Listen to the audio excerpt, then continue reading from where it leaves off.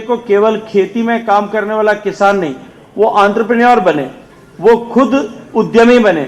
इस दिशा में हम उसका हैंड होल्डिंग करके उस दिशा में हम काम करेंगे।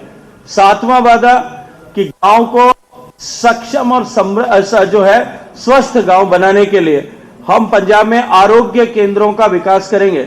और आरोग्य केंद्रों को, जैसा मैंने एक प्रारंभिक टिप्पणी में कहा कि जो ब्रॉडबैंड फैसिलिटीज आज पंचायत तक पहुंची है, हर पंचायत में जो माननीय प्रधानमंत्री जी का सपना है कि एक फुली इक्विप्ड वेलनेस सेंटर बने, और वो वेलनेस सेंटर जो है ब्रॉडबैंड से कनेक्टेड हो, ताकि उसे हम टेलीमेडिसिन के माध्यम से बेहतर हेल्थ फैसिलिटीज जो है वो गांव में बैठे लोगों को आरोग्य सुविधा मिले। इस दिशा में भी हम लोग पंजाब की जनता से वादा करते हैं। साथ ही साथ में जो है इंफ्रास्ट्रक्चर डेवलपमेंट पंजाब में हो, हर गरीब व्यक्ति को पक्की छत मिले, और हर एक गांव में प्रॉपर इलेक्ट्रिसिटी सप्लाई जो है 24/7 हो, और साथ ही साथ में जो है पंजाब का प्रत्येक गांव पक्की सड़क से जुड़े।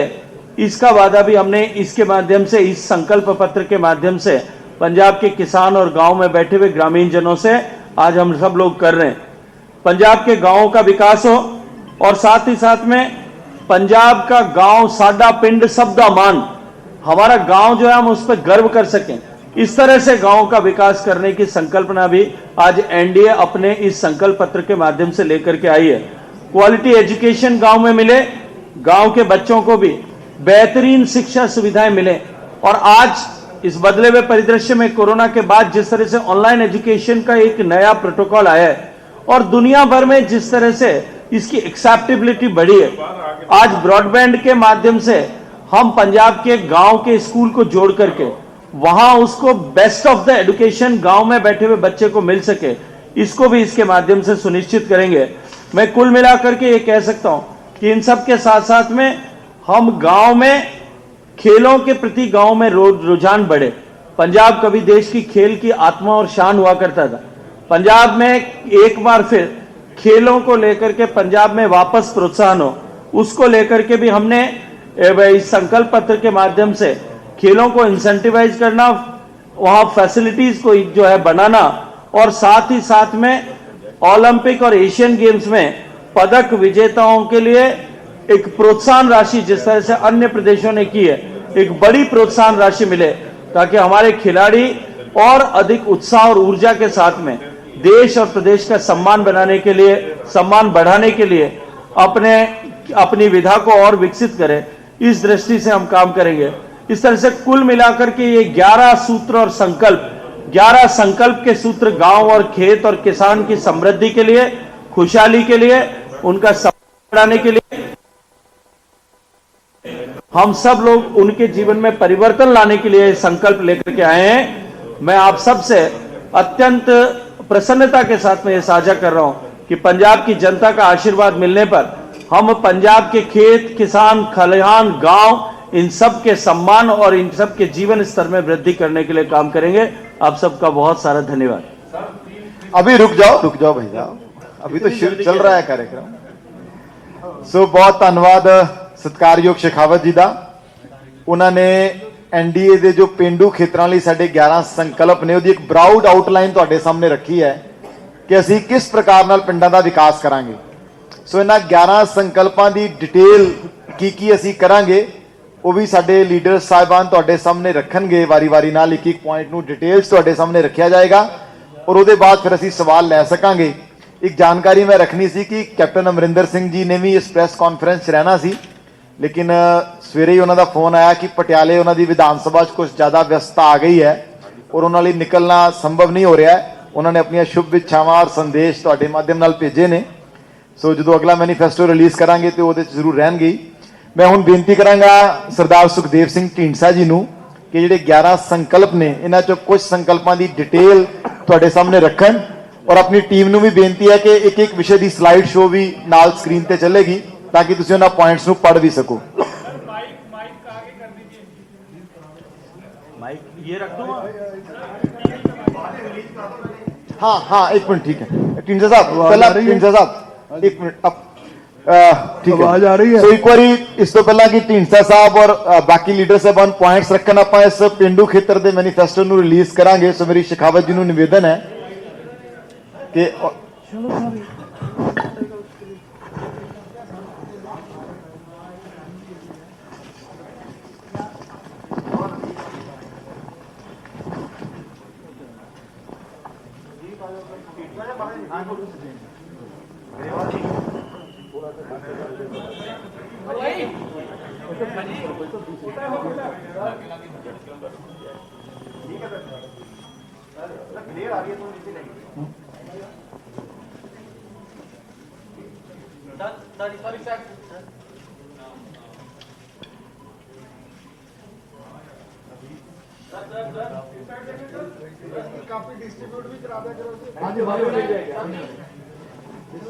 ਕਾਪੀ ਡਿਸਟ੍ਰੀਬਿਊਟ ਕਰਾ ਦਿਓ ਧਰੂਵ ਹੁਣੇ 1 ਮਿੰਟ ਸਭ ਨੂੰ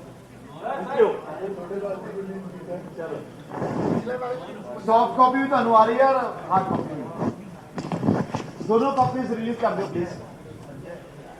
जी ढींडसा साहब, आवाज आ रही है?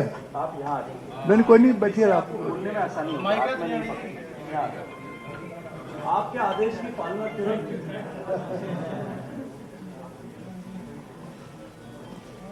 इसलिए आपको बोलने में आसानी होगी। हमारी सारी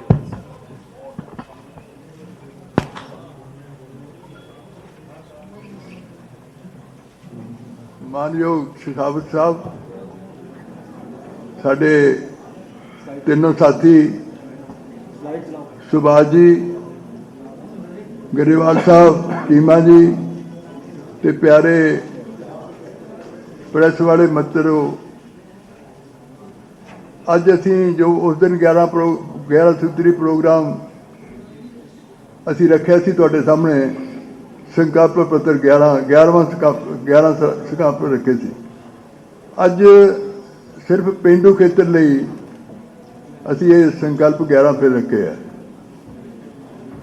उसकी डिटेल विच भावें शेखावत साहब ने बहुत अच्छे ढंग नाल तुहाडे नाल सारी वार्ता विच कीता है, क्योंकि पंजाब खेती आधारित सूबा है और देश नूं भी जिस तरह शेखावत साहब ने कहा जो जरूरत पई खेती च अनाज की तो पंजाब ने 1.5% आबादी जमीन के नाल 70% तो उपर अनाज दिता और देश नूं भरपूर पैदा किया और अज ये देश एक्सपोर्ट कर रहा है। इस करके सब तो वध ध्यान देने का जो साडी सरकार बनती है, जो तुहाडे किरपा नाल पंजाब के लोगों की किरपा नाल ते असीं पेंडू खेतरां नूं, क्योंकि पिंडां विचों लोकी शहरां वल नूं आउंदे है, साडी इच्छा है कि लोग पिंड शहरां वल्लों पिंड नूं चले जाण। इस करके उहदे लई सहूलतां पैदा करना, खेती धंधियां खेती आधारित धंधियां नूं उत्साहित करना, उहदे असीं 11 संकल्प तुहाडे नाल साझे कीते शेखावत साहब ने।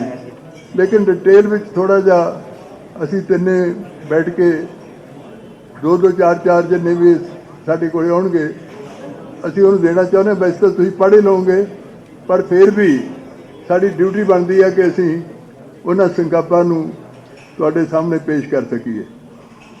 पहला सब तो खुशहाल पंजाब की गल कीती है, खुशहाल किसान दी, और केंद्र सरकार वालों दिती जा रही जिस तरह शेखावत साहब ने कहा MSP, उस आधार असी बाकी सब्जियां ते उन्हां सारियां ते देवांगे ते 5,000 करोड़ रुपए का सालाना बजट रखा जाएगा। दूजा कर्जा माफी की भी की है कि 5 एकड़ तो घट सब नूं कर्जा माफ किया जाएगा। बेजमीने किसानों नूं जिस तरह शेखावत साहब ने कहा कि 1 लाख एकड़ जमीन है ਉਹਦੇ ਲਈ ਉਹਨਾਂ ਨੂੰ ਦਿੱਤਾ ਜਾਏਗਾ। सूबे के हरेक बेजमीने किसान नूं प्रधानमंत्री किसान सम्मान योजना की तर्ज से 6,000 रुपए की सालाना वित्ती सहायता दी जाएगी। इस तो वखरा किसानों की खुशहाली लई ਵੈਲਿਊ ਚੇਨ ਮੈਨੇਜਮੈਂਟ ਸ਼ੁਰੂ ਕੀਤੀ ਜਾਏਗੀ, ਜਿਸ ਨਾਲ ਕਿਸਾਨ ਆਪਣੀ ਖੇਤੀ ਦੀ ਪੈਦਾਵਾਰ ਨੂੰ ਉਚਿਤ ਕੀਮਤ ਤੇ ਵੇਚ ਸਕਣਗੇ ਤੇ ਖਰੀਦਦਾਰ ਵੀ ਵਾਜਬ ਮੁੱਲ ਤੇ ਖਰੀਦ ਸਕੇਗਾ। ਅੱਜ ਕੀ ਹੋ ਰਿਹਾ ਕਿ ਕਿਸਾਨ ਨੂੰ ਉਹ ਬਹੁਤ ਘੱਟ ਮਿਲਦਾ ਹੈ, ਕੀਮਤ ਬਹੁਤ ਘੱਟ ਮਿਲਦੀ ਹੈ, ਲੇਕਿਨ ਜੋ ਖਾਣ ਵਾਲਾ ਹੈ ਉਹਨੂੰ ਬਹੁਤ ਮਹਿੰਗੀ ਮਿਲਦੀ ਹੈ। ਉਹ ਸਾਡਾ ਪ੍ਰਬੰਧ ਹੋਏਗਾ ਕਿ ਉਹਨਾਂ ਨੂੰ ਇੱਕ ਕੀਮਤ ਤੇ ਖਾਣ ਵਾਲਿਆਂ ਨੂੰ ਵੀ ਉਸੇ ਕੀਮਤ ਤੇ ਜਾਂ ਉਸ ਤੋਂ ਥੋੜ੍ਹਾ ਬਹੁਤ ਬਣ ਕੇ ਮਿਲੇ, ਉਹਨੂੰ ਆਧਾਰ ਸਾਡਾ ਬਣਾਏਗਾ ਤਾਂ ਕਿ ਅਸੀਂ ਉਸ ਨੂੰ ਕਰ ਸਕੀਏ। ਟਿਕਾਊ ਰਹਿਤ ਕ੍ਰਾਂਤੀ ਖੇਤੀਬਾੜੀ ਨੂੰ ਚਿਰਸਥਾਈ ਤੇ ਟਿਕਾਊ ਬਣਾਉਣ ਲਈ ਕੈਮੀਕਲ ਖਾਦ ਰਹਿਤ ਜੈਵਿਕ ਖੇਤੀ ਨੂੰ ਉਤਸ਼ਾਹਿਤ ਕੀਤਾ ਜਾਵੇਗਾ ਤੇ ਇਸ ਲਈ 5000 ਕਰੋੜ ਰੁਪਏ ਵਾਧਾ ਕੀਤਾ ਜਾਏਗਾ। ਸੋਲਰ ਟਿਊਬਵੈੱਲ ਲਗਾਉਣ ਲਈ ਕਿਸਾਨਾਂ ਨੂੰ ਸਬਸਿਡੀ ਦਿੱਤੀ ਜਾਏਗੀ। ਖੇਤੀ ਨੂੰ ਵਿਕਸਿਤ ਕਰਨ ਲਈ ਖੇਤੀਬਾੜੀ ਯੂਨੀਵਰਸਿਟੀ ਭਾਵੇਂ ਸਾਡੇ ਕੋਲ ਹੈ, ਅਸੀਂ ਹੋਰ ਵੀ ਪ੍ਰਬੰਧ ਕਰਾਂਗੇ ਕਿ ਇੱਕ ਯੂਨੀਵਰਸਿਟੀ ਹੋਰ ਬਣਾਈ ਜਾਵੇ। ਪੰਜਾਬ ਦੇ ਵੱਖ-ਵੱਖ ਖੇਤਰਾਂ ਵਿੱਚ ਕਿਸਾਨਾਂ ਦੁਆਰਾ ਵਰਤੇ ਗਏ ਰਿਆਇਤੀ ਬੀਜਾਂ ਦੀ ਸੰਭਾਲ ਲਈ ਬੀਜ ਬੈਂਕ ਬਣਾਏ ਜਾਣਗੇ, ਕਿਉਂਕਿ ਬੀਜਾਂ ਦੀ ਸੰਭਾਲ ਦੀ ਬਹੁਤ ਜ਼ਰੂਰੀ ਹੈ ਕਿ ਕਿਸਾਨਾਂ ਨੂੰ ਕਈ ਵਾਰੀ ਬੀਜ ਐਸੇ ਮਿਲਦੇ ਨੇ ਜਿਹੜੇ ਉਤਪਾਦ ਪੈਦਾ ਹੀ ਨਹੀਂ ਕਰ ਸਕਦੇ ਕੁਝ। ਔਰ ਜ਼ੀਰੋ ਬਜਟ ਨੈਚੁਰਲ ਫਾਰਮਿੰਗ ਦੇ ਲਈ ਕ੍ਰਿਸ਼ੀ ਵਿਕਾਸ ਕੇਂਦਰਾਂ ਵਿੱਚ ਮੁਫਤ ਸਿਖਲਾਈ ਦਿੱਤੀ ਜਾਏਗੀ। ਕਿਸਾਨ ਨੂੰ ਸਿਖਲਾਈ ਦੇਣ ਲਈ ਕੋਈ ਕੀਮਤ ਨਹੀਂ ਲੈ ਜਾਏਗੀ, ਉਹਨੂੰ ਮੁਫਤ ਦੇਵਾਂਗੇ। ਉਹਦੀ ਸ਼ੇਖਾਵਤ ਸਾਹਿਬ ਨੇ ਕਿਹਾ ਕਿ ਹਰੇਕ ਖੇਤ ਨੂੰ ਪਾਣੀ ਕਿਵੇਂ ਦਿੱਤਾ ਜਾਏ, ਭਾਵੇਂ ਸਾਡੇ ਹੈ ਲੇਕਿਨ ਪਾਣੀ ਬੜਾ ਨੀਚੇ ਚਲਾ ਗਿਆ, ਉਹਨੂੰ ਬਚਾਉਣ ਲਈ ਉਹਦੇ ਵੀ ਪ੍ਰਬੰਧ ਅਸੀਂ ਕੀਤੇ ਨੇ ਕਿ ਸਾਡੀ ਸਰਕਾਰ ਬਣਨ ਤੇ ਅਸੀਂ ਪਾਣੀ ਬਚਾਉਣ ਦਾ ਵੀ ਪ੍ਰਬੰਧ ਕਰਾਂਗੇ। ਇਹ ਨਹੀਂ ਕਿ ਉਹ ਪਾਣੀ ਜਿਹੜਾ ਚੱਲ ਲੱਗ ਰਿਹਾ ਹੁਣ, क्योंकि ट्यूबवेलों नाल बहुत पानी लग रहा है। भाई जो प्रेस कॉन्फ्रेंस जारी उसकी नहीं मिल रही थी आवाज। ਅਸੀਂ ਰੱਖੇ ਨੇ ਕਿ ਹਰੇਕ ਖੇਤ ਨੂੰ ਪਾਣੀ ਪ੍ਰਧਾਨ-ਮੰਤਰੀ ਖੇਤੀ। ਸੋ ਬੀਜੇਪੀ ਗੱਠਜੋੜ ਦੇ ਵੱਲੋਂ ਰੂਰਲ ਸੰਕਲਪ ਪੱਤਰ ਜਾਰੀ ਕੀਤਾ ਗਿਆ। ਸੰਕਲਪ ਪੱਤਰ ਦੇ ਵਿੱਚ ਕਿਸਾਨਾਂ ਦੇ ਨਾਲ ਵੱਡੇ ਵਾਅਦੇ ਕੀਤੇ ਗਏ ਨੇ। ਬੀਜੇਪੀ ਗੱਠਜੋੜ ਦਾ ਕਹਿਣਾ ਹੈ ਕਿ ਕਿਸਾਨਾਂ ਨੂੰ ਫਸਲਾਂ ਦਾ ਸਹੀ ਮੁੱਲ ਦਿੱਤਾ ਜਾਵੇਗਾ। ਇਸ ਸੰਕਲਪ ਪੱਤਰ ਦੇ ਵਿੱਚ ਵੱਡਾ ਵਾਅਦਾ ਕੀਤਾ ਗਿਆ ਕਿਸਾਨਾਂ ਦੇ ਨਾਲ। ਉੱਥੇ ਕਿਹਾ ਹੈ ਕਿ ਕਣਕ ਝੋਨੇ ਤੋਂ ਇਲਾਵਾ ਬਾਕੀ ਫਸਲਾਂ ਦਾ ਸਹੀ ਮੁੱਲ ਤੈਅ ਕੀਤਾ ਜਾਵੇਗਾ। 5 ਏਕੜ ਤੋਂ ਘੱਟ ਜ਼ਮੀਨ ਵਾਲੇ ਕਿਸਾਨਾਂ ਦਾ ਕਰਜ਼ਾ ਮਾਫ ਕੀਤਾ ਜਾਵੇਗਾ। ਸ਼ਾਮਲਾੜ ਦੀ ਜ਼ਮੀਨ ਬੇਜ਼ਮੀਨੇ ਕਿਸਾਨਾਂ ਨੂੰ ਦਿੱਤੀ ਜਾਵੇਗੀ। ਇਹ ਵੀ ਵੱਡਾ ਵਾਅਦਾ ਕੀਤਾ ਗਿਆ। ਉੱਥੇ ਹੀ ਸੰਕਲਪ ਪੱਤਰ ਦੇ ਵਿੱਚ ਬੀਜੇਪੀ ਗੱਠਜੋੜ ਦਾ ਕਹਿਣਾ ਹੈ ਕਿ ਬੇਜ਼ਮੀਨੇ ਕਿਸਾਨਾਂ ਨੂੰ ਵੀ ਕਿਸਾਨ ਸਨਮਾਨ ਨਿਧੀ ਦੇ ਨਾਲ ਜੋੜਿਆ ਜਾਵੇਗਾ।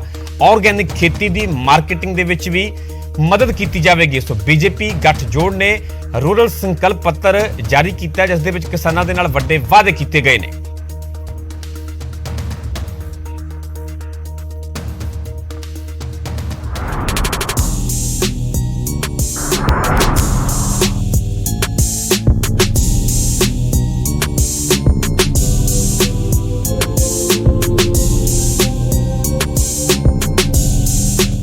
Marbella Grand, Chandigarh and Mohali's most premium residential project. ਸੋ ਫਿਲਹਾਲ ਇੱਥੇ ਰੁਕ ਰਹੇ ਹਾਂ ਛੋਟੀ ਜੀ ਬ੍ਰੇਕ ਲਈ। ਜਲਦ ਹਾਜ਼ਰ ਹੋਣੇ ਇਸ ਬ੍ਰੇਕ ਤੋਂ ਬਾਅਦ।